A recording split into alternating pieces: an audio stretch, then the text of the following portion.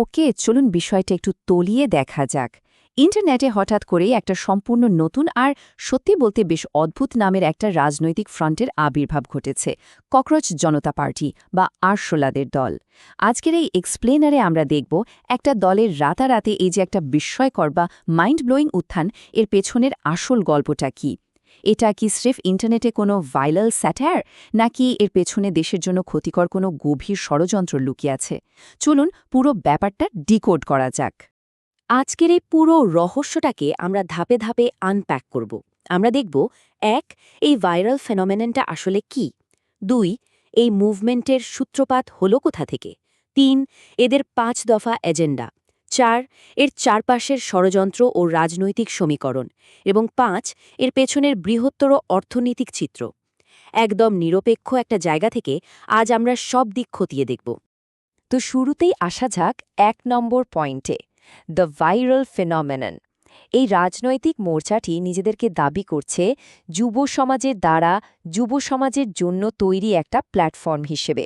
আর internet দুনিয়ায় এদের এই উত্থান রীতিমতো চমকে দেওয়ার মতো। জাস্ট নম্বরটা একবার ভাবুন, ৯০ লক্ষ। হ্যাঁ, ঠিকই শুনেছেন।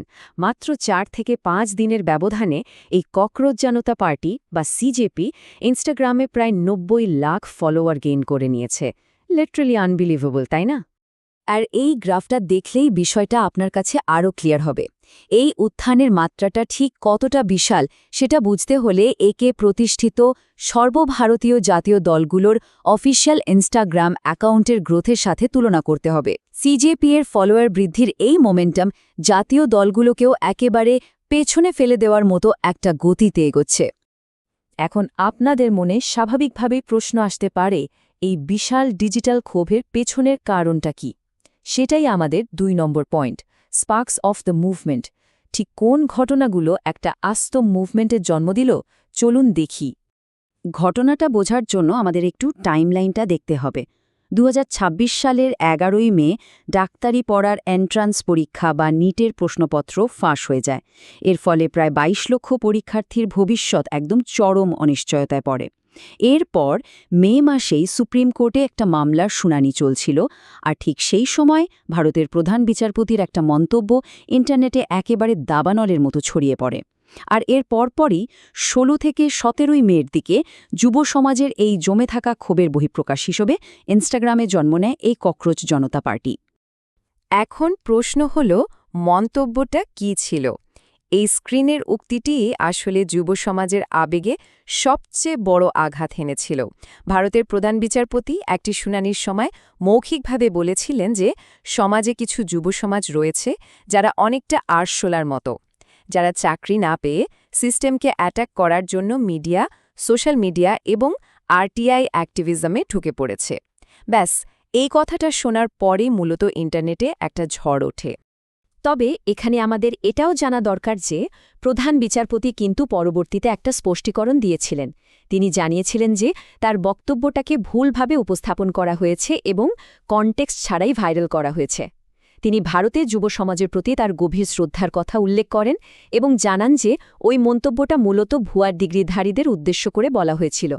কিন্তু মুশকিল হল, ইন্টারনেট দুনিয়া এই ব্যাখ্যা মানতে একেবারেই নারাজ ছিল, কারণ মূল শুনানিটি হচ্ছিল একজন আইনজীবীর সিনিয়র অ্যাডভোকেট হওয়ার দাবি নিয়ে। সেখানে যুবকদের কর্মসংস্থান নিয়ে আসলে কোনো কথাই হচ্ছিল না। তো এই ক্ষোভ থেকে জন্ম নেওয়া দলটির আসলে লক্ষ্য কী? চলুন আমাদের ৩ নম্বর পয়েন্টে যাই, দ্য 5 পয়েন্ট এজেন্ডা। এই নতুন ডিজিটাল ফ্রন্টের সুনির্দিষ্ট দাবিগুলো এবার একটু দেখে নেওয়া যাক। সিজেপি তাদের ইনস্টাগ্রাম বায়োতে one movement, one nation, one change স্লোগানের অন্ডারে বেশ কিছু স্পেসিফিক দাবি তুলে ধরেছে।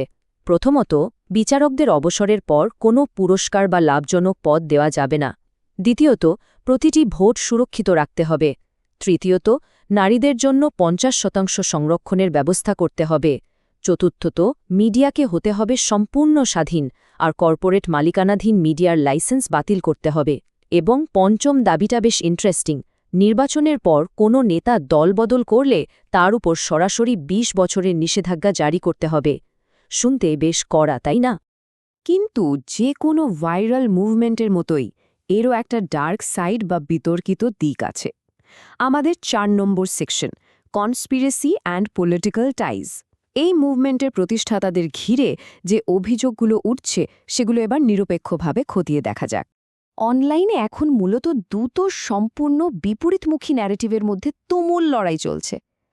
একদল এটাকে বলছে প্রো ডেমোক্রেসি ইউথ মুভমেন্ট, অর্থাৎ যুব সমাজে জমে থাকা হতাশা প্রকাশের একটা জেনুইন মাধ্যম, কিন্তু অন্য একটা দল একে বলছে ইউএস ডিপ স্টেট কনস্পিরেসি।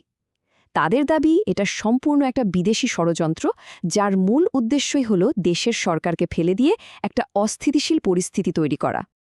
এই ষড়যন্ত্র তত্ত্বের একেবারে কেন্দ্রবিন্দুতে রয়েছেন সিজেপি এর ফাউন্ডিং প্রেসিডেন্ট অভিজিৎ দীপকে। মজার ব্যাপার হলো তিনি থাকেন আমেরিকায়।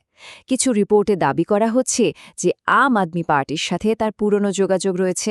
আর সবচেয়ে বড় অভিযোগ হলো তিনি নাকি বাংলাদেশ বা নেপালের মতো একটা গণ অভ্যুত্থান বা অরাজকতা ভারতেও উস্কে দেওয়ার চেষ্টা করছেন। তবে নিরপেক্ষতার জায়গা থেকে আমাদের কিন্তু প্রতিষ্ঠাতার কথাটাও শুনতে হবে। অভিজিৎ দীপকে এই সমস্ত অভিযোগ একেবারে উড়িয়ে দিয়েছেন। তিনি পাল্টা দাবি করেছেন যে ভারতের যুব সমাজ এতটা বোকা নয় যে তারা নেপাল বা বাংলাদেশের মতো কোনো ধ্বংসাত্মক কাজ বা অরাজকতা নিজের দেশে করবে। এবার ডিজিটাল দুনিয়ার এই কাদা ছোড়াছড়ি থেকে বেরিয়ে আমরা একটু বিগ পিকচারটার দিকে তাকাই। Section 5, the bigger economic picture. ঠিক কোন আর্থসামাজিক অবস্থার কারণে দেশের সাধারণ যুব সমাজ এই স্যাটায়ার দলটির সাথে এতটা কানেক্ট করতে পারল? সাধারণ মানুষের প্রত্যাশা আর বর্তমান বাস্তবতার এই বিশাল ফারাকটা দেখলেই পুরো বিষয়টা পানির মতো পরিষ্কার হয়ে যায়। যুব সমাজের প্রত্যাশা ছিল ফাস্ট ইকোনমিক গ্রোথ, বেকারত্ব কমে যাওয়া আর একটা দারুণ শিক্ষা ব্যবস্থা। কিন্তু রিয়ালিটি কি? ডলারের বিপরীতে রুপির মান সেঞ্চুরির কাছাকাছি। বেকারত্ব একটা স্থায়ী সমস্যা হয়ে দাঁড়িয়েছে, আর বারবার পরীক্ষার প্রশ্নপত্র ফাঁসের ঘটনা তো লেগেই আছে। এই যে একটা গভীর আর্থসামাজিক হতাশা, এটাই মূলত ফুয়েল হিসেবে কাজ করেছে। দেখুন, ব্যাপারটা খুব সিম্পল। যখন একটা দেশের সিস্টেম আপনাকে চাকরির গ্যারেন্টি দিতে হিমশিম খাচ্ছে, তখন সার্ভাইভ করার জন্য সোশ্যাল মিডিয়া আর কন্টেন্ট ক্রিয়েশন কিন্তু অনেকের কাছেই একটা অত্যন্ত গুরুত্বপূর্ণ আর ভ্যালিড পেশা হয়ে দাঁড়িয়েছে। তাই যখন এই পেশাগুলোকে আরশোলা বা পরজীবীর সাথে তুলনা করে তাচ্ছিল্য করা হয়, তখন সেটা স্বাভাবিকভাবেই মানুষের আত্মসম্মানে গিয়ে চরমভাবে আঘাত করে। আর এই ক্ষোভটাই আমরা অনলাইনে দেখতে পাচ্ছি। তো এত কিছুর পর সবচেয়ে ক্রুশিয়াল পয়েন্টটা কি?